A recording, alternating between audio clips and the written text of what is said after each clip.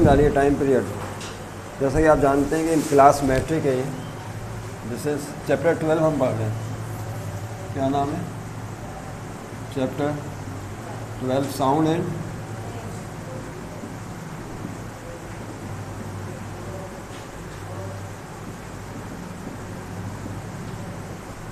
ये चैप्टर का नाम है, ठीक है, साउंड एंड वेव्स। और आज का जो टॉपिक है वो ये है, डिफाइन, क्वेश्चन बनाने चाहिए। Class matric physics.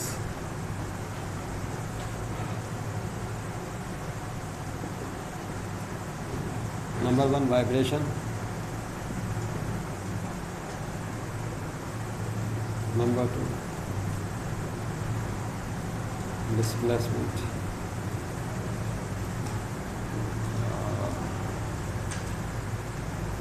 पहले डिस्प्लेसमेंट कर लें।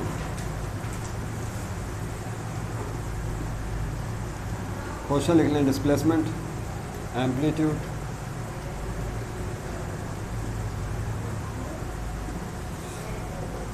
वाइब्रेशन,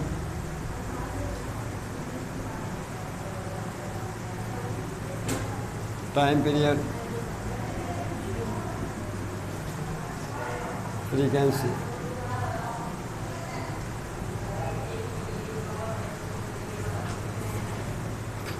ठीक है, काम ज़रा तेज़ी के साथ कीजिएगा ताकि हम बात को आगे बढ़ाने में आसानी हो। ये टर्म्स डिफाइन करनी है। पहला कौन सा है? डिस्प्लेसमेंट। तो आप क्वेश्चन ना लिखें या डायरेक्ट ही डिस्प्लेसमेंट की हेडिंग डाल लें। तो पहला है नंबर 1 डिस्प्लेसमेंट। हाँ बोलिए, किसी और कॉपी में काम कर लें।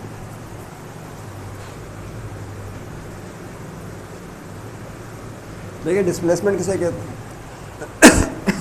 आपको कल वाली मिसाल याद है ना, स्प्रिंग मास सिस्टम वाली, वो इस तरह से था। ये दोबारा डायग्राम नहीं बनानी है आपने, सिर्फ इसको देख लें। ये स्प्रिंग था, याद करें, यहाँ पे एक बॉब अटैच था, फिर आपने क्या किया था, उसको मीन पोजीशन से डिस्प्लेस किया था, खींच दिया था इसको, स्प्रिंग को। बॉडी डिस्प्लेस होकर यहाँ गई थी, याद कीजिए। नहीं, ये डिस्प्लेसमेंट एक्स, ये बॉब जिसका मास है। ये डायग्राम दोबारा नहीं बनानी। ये पॉइंट ओ था और ये पॉइंट कौन सा था, याद कीजिए, A. This point was A. ये मीन पोजीशन कहलाती है और उसको क्या कहते थे? Vibrating limit. तो याद है, जब किसी बॉडी को आप मीन पोजीशन से डिस्प्लेस करते हैं, यानी हटाते हैं, the distance of body from mean position, this is called displacement. क्या कहते हैं इसे? या बच्चे को जब झूला झुलाते हैं तो उसको सेंटर से डिस्प्लेस करते हैं ताकि वो छोड़ देते हैं, फिर झूला झूलता है वो। तो मरकज़ी मुकाम से जो उसका फासला है, डेट इज़ कॉल्ड डिस्प्लेसमेंट। तो लिखिए द डिस्टेंस फ्रॉम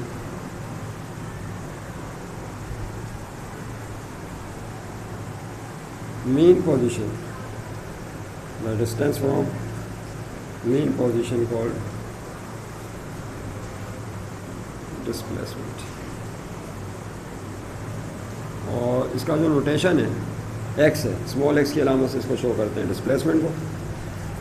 इसका यूनिट मीटर है, it's SI unit. System international में, दुनिया में जो सिस्टम चल रहा है यूनिट्स का, उसमें इसका unit SI unit is metre.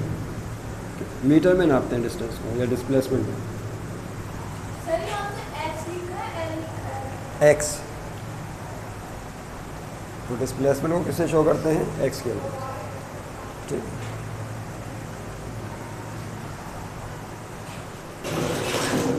उसके बाद नंबर 2 है क्या? एम्पलीट्यूड।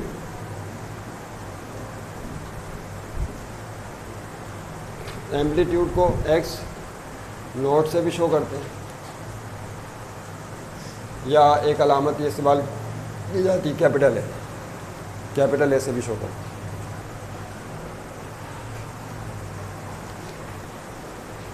एम्पलीट्यूड को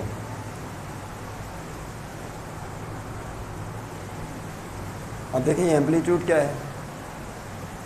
क्वेश्चन लिखने की ज़रूरत नहीं है, आप डायरेक्ट हेडिंग डाल के क्वेश्चन आंसर लिखें बस। या तो जगह छोड़ दें क्वेश्चन की, इतना टाइम नहीं है हमारे पास। चलें ठीक है, अच्छी बात है। अब एम्पलीट्यूड किसे कहते हैं? देखिए इसकी मिसाल ऐसी है, वैसे डेफिनेशन लिख लेते हैं। The maximum distance from the mean position, क्या? The maximum distance mean position से जो इंतहाई फासला है, that is called amplitude. The maximum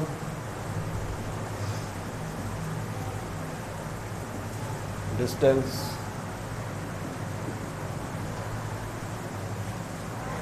from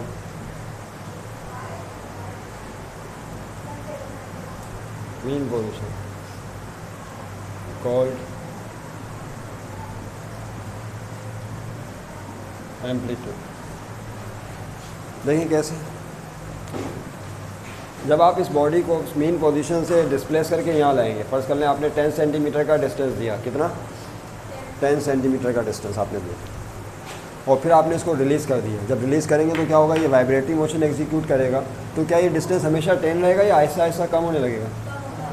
10 से 9 हो जाएगा, 8 हो जाएगा, 7 हो जाएगा, यहाँ तक कि आखिर में ये बॉडी मीन पोजीशन पर आकर ठहर जाएगी, तो डिस्टेंस 0 हो जाएगा।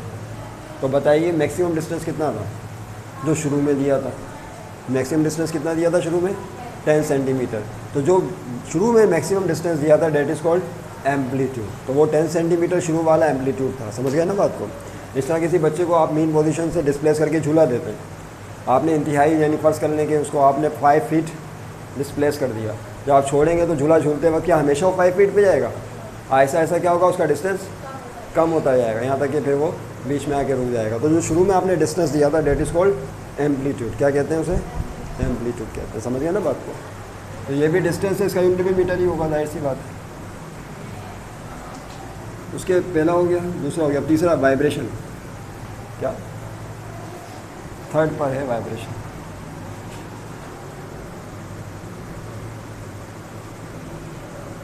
वाइब्रेशन किसे कहते हैं भाई? वाइब्रेशन का दूसरा नाम है ऑसिलेशन। क्या?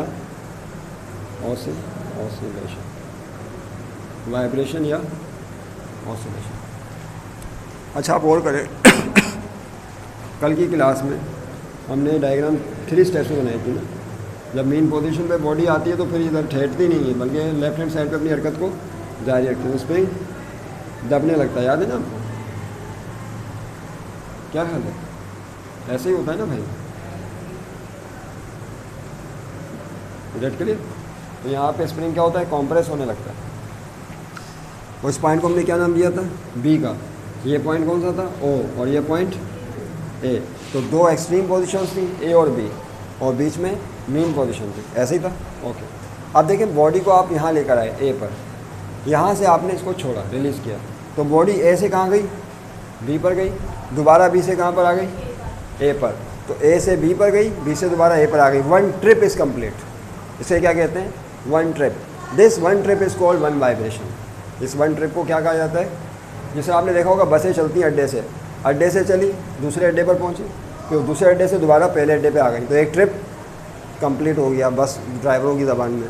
तो वाइब्रेशन का मतलब होता है एक मुकम्मल चक्कर, पंखे के पर घूम रहे हैं, घूम कर पर दोबारा वहीं आ गया, तो एक वाइब्रेशन कंप्लीट हो गई। तो 1 कंप्लीट ट्रिप को कहते हैं 1 वाइब्रेशन या 1 ऑसिलेशन। देखिए 1 कंप्लीट ट्रिप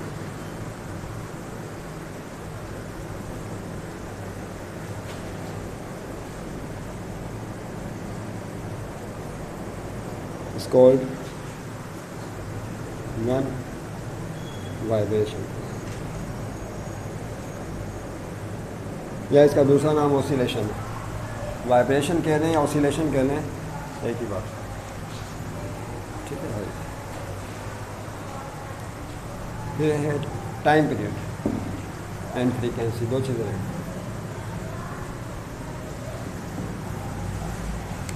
नंबर 4 टाइम।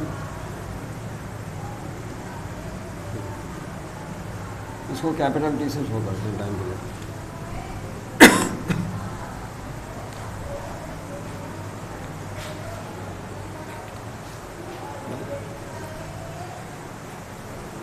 अब what is the time period?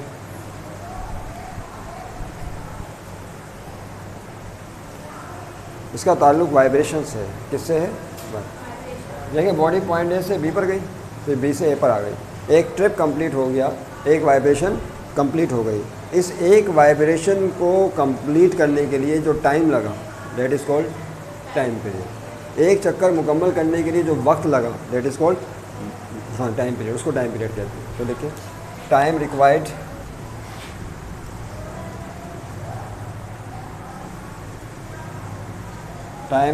To complete one vibration.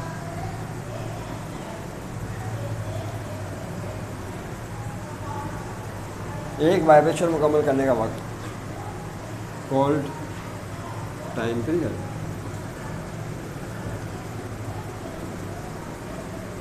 इसको टाइम पीरियड कहते हैं। बाजू का डेफिनेशन को आप इन्वर्टेड कॉमास में भी लिखें।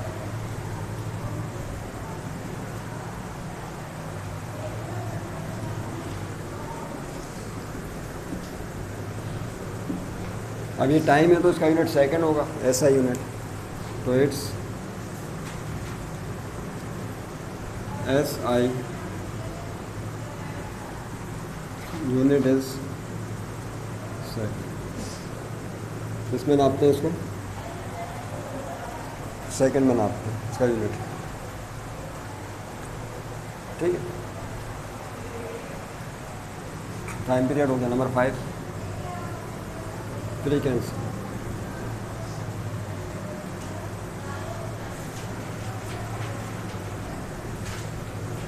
फ्रीक्वेंसी को F की अलामत से शो करते हैं। आखिरी फ्रीक्वेंसी क्या है? Frequency.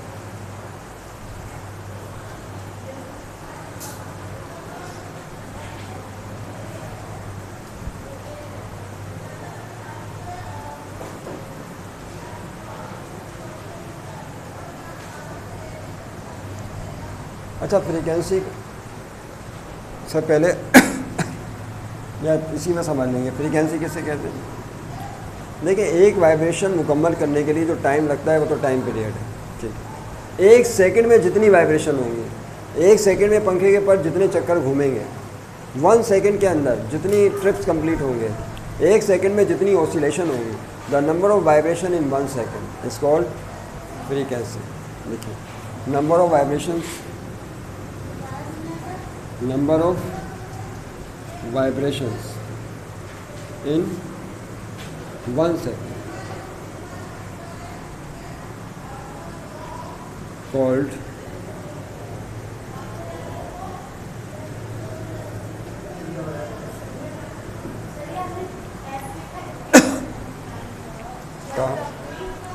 one complete trip T is called one vibration। तो फ्रीक्वेंसी का फार्मूला क्या है? डेफिनेशन क्या है? The number of vibrations in 1 second. एक सेकंड में जो वाइब्रेशंस की तादाद होगी उसे क्या कहा जाएगा? फ्रीक्वेंसी कहा जाएगा। ओके, और इसका यूनिट लिख लें। इट्स यूनिट इज, इसका जो यूनिट है उसको कई तरह से बयान किया जाता है। इसको वाइब्रेशन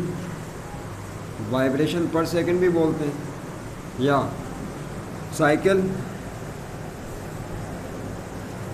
पर सेकंड भी बोलते हैं, या हर्ट्स भी बोलते हैं। क्या?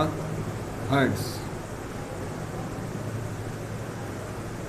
इसको एज की अलामत से शो किया जाता है। तो जो फ्रीक्वेंसी का यूनिट है साइकिल पर सेकंड, वाइब्रेशन पर सेकंड या हर्ट्स, ठीक है। ओके,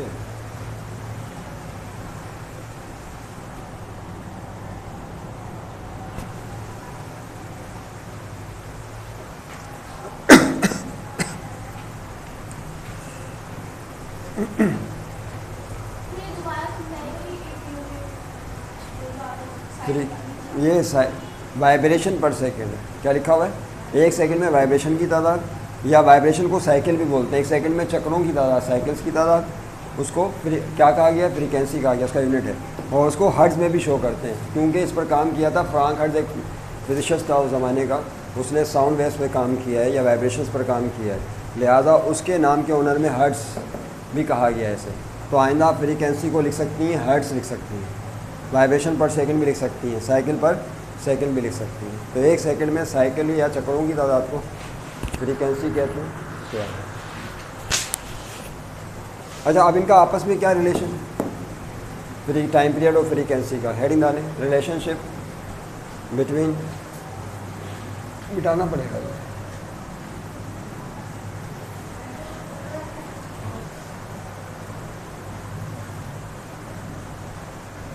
रिलेशनशिप बिटवीन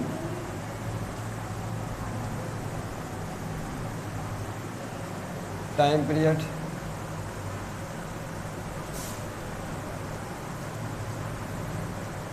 एंड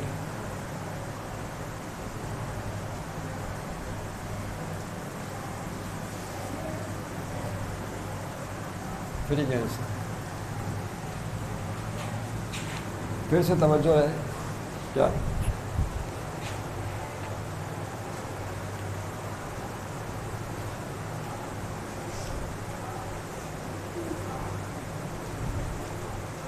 देखिए इनका रिलेशनशिप क्या। फिर से टाइम पीरियड की डेफिनेशन क्या बताइए आपको?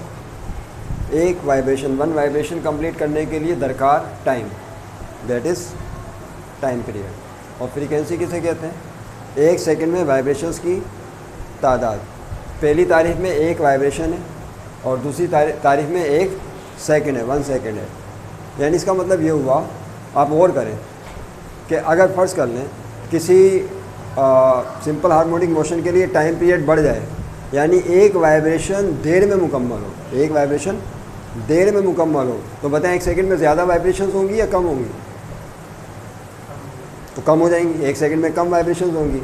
यानी एक वाइब्रेशन अगर देर में मुकम्मल हो रही है, यानी टाइम पीरियड ज़्यादा है, तो फिर एक सेकंड में कम वाइब्रेशन होगी, फ्रीक्वेंसी कम हो जाएगी। और अगर टाइम पीरियड कम हो, यानी एक वाइब्रेशन जल्दी मुकम्मल हो, तो फिर एक सेकंड में ज़्यादा वाइब्रेशन होगी, फ्रीक्वेंसी बढ़ जाएगी। तो टाइम पीरियड और फ्रीक्वेंसी एक दूसरे का रेसिप्रोकल होते हैं।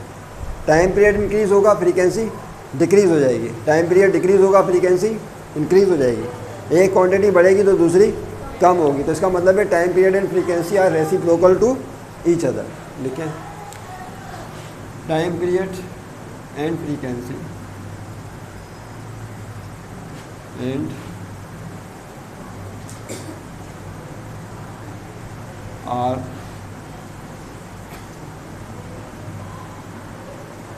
रेसिप्रोकल टू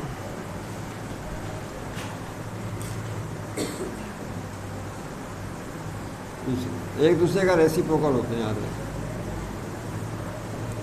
रेसिप्रोकल होते हैं। और जब दो क्वांटिटीज रेसिप्रोकल होती हैं तो उनको लिखने का तरीका ये ऐसे लिखा जाता है मैथ्स के ज़माने में, मैथमेटिकली।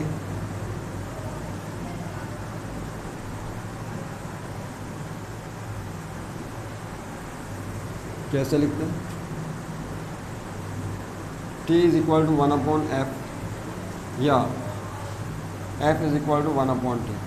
एक ही बात है। जब दो क्वांटिटीज रेसिप्रोकल हो, यानी टाइम पीरियड है और यहाँ फ्रीक्वेंसी है, तो इसका मतलब टाइम पीरियड ज़्यादा होगा तो फ्रीक्वेंसी कम, या टाइम पीरियड कम होगा तो फ्रीक्वेंसी ज़्यादा। तो इस तरह भी लिख सकते हैं और इस तरह भी लिख सकते हैं, दोनों तरीके सही है। टाइम पीरियड मालूम करना हो तो ये फार्मूला इस्तेमाल कर लें, फ्रीक्वेंसी मालूम करनी हो तो ये वाला फार्मूला इस्तेमाल कर लें। लेट्स समझ गए ना बात? हाँ, ये फ्रीक्वेंसी के लिए और ये टाइम पर। क्या कह रही है?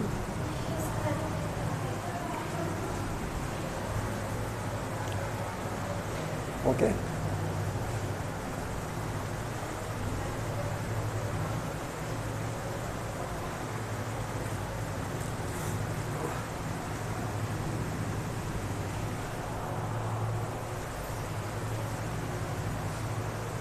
इसके बाद नेक्स्ट टॉपिक है time period of spring mass system.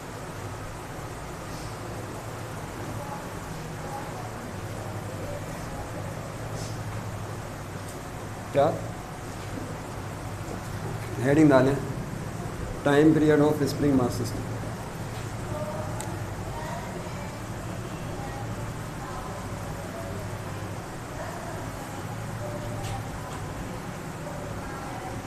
Spring mass system, time period of spring mass system, right. Spring mass system किसे कहते हैं भाई? ये आपके सामने मौजूद है। स्प्रिंग के साथ एक मास कनेक्टेड है, हॉरिजॉन्टल सरफेस पर रखा गया है, एक एंड कनेक्टेड है हुक के साथ, दूसरा एंड बॉडी के साथ कनेक्टेड है, तो इसे कहते हैं स्प्रिंग मास सिस्टम। अब स्प्रिंग मास सिस्टम में बॉडी जो वाइब्रेट करती है उसका मास m है, और जो स्प्रिंग है उसका स्प्रिंग कांस्टेंट k लिया जाता है। हमने कल की क्लास में डिस्कस किया था। स्प्रिंग कांस्टेंट क्या होता है? k होता है। तो याद रहे कि इसके जो टाइम पीरियड है, इसके टाइम पीरियड का मतलब क्या है कि स्प्रिंग से बनी बॉडी a से b और b से a पर दोबारा जाने में चक्कर कंप्लीट कर लेगी। इस दौरान जो टाइम लगेगा वो क्या कहलाएगा? Time period of spring mass system कहलाएगा। ठीक है, तो इसका जो फार्मूला है वो ये है, वह फार्मूला लिख लीजिए आप।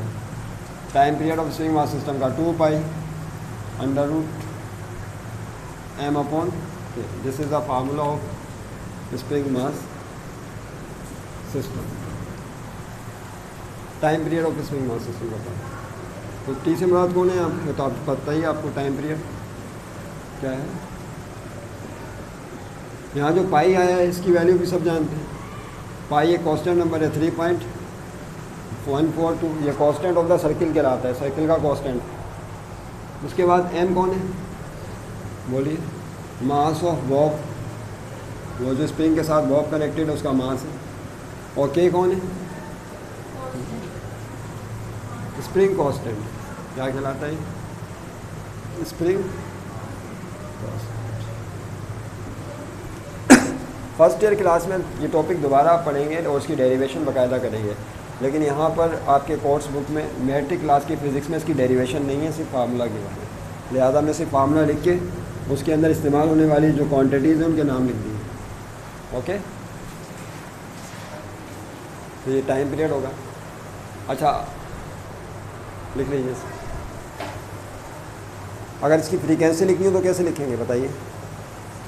क्या लिखनी हो? फ्रीक्वेंसी। तो फ्रीक्वेंसी क्या होती है? उलट होती है किसका? टाइम पीरियड का। तो इसी को उलट दीजिए फार्मूले को, तो किसका फार्मूला बन जाएगा? फ्रीक्वेंसी का। तो देखिए नहीं लाइन से, फ्रीक्वेंसी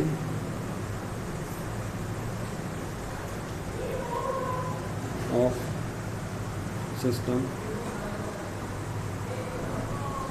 फ्रीक्वेंसी कैसे लिखेंगे? तवज्जो रहे। इसका उलट क्या होगा? 2 पाई के नीचे 1 है, पलट देंगे तो क्या हो जाएगा? 1/2 पाई, उलट गया। फिर अंडर रूट के अंदर m अपॉन k है, तो पलट देंगे क्या हो जाएगा? k अपॉन m, उलट दें। नहीं समझे बात? तो ये फ्रीक्वेंसी का फार्मूला बन गया। तो टाइम पीरियड के फार्मूले के ज़रिए आप फ्रीक्वेंसी का फार्मूला आसानी से बना सकते हैं। फिर आपको रेसिप्रोकल लेना होगा पलट में लिखने से। स्प्रिंग मास सिस्टम में टाइम पीरियड का एक फार्मूला है। इस फार्मूले को आपको याद रखना है। इस टाइम पीरियड में पाई जो इस्तेमाल हुआ है वो 3.142, m मास है बॉडी का और k कौन है? Spring constant. स्प्रिंग कांस्टेंट कहलाता है। अब ये फार्मूले की जो डेरिवेशन है फर्स्ट ईयर फिजिक्स में, स्प्रिंग कांस्टेंट ये लिखा हुआ है, स्प्रिंग कांस्टेंट। और इसकी जो फ्रीक्वेंसी है उसको मालूम करने के लिए आपको इसी को उलटना पड़ेगा फार्मूले को। तो उलट दें, 2 पाई का रेसिप्रोकल 1/2 पाई हो जाएगा, और m अपॉन k का रेसिप्रोकल k अपॉन m हो जाएगा। तो ये फ्रीक्वेंसी का फार्मूला बन जाएगा। डेट्स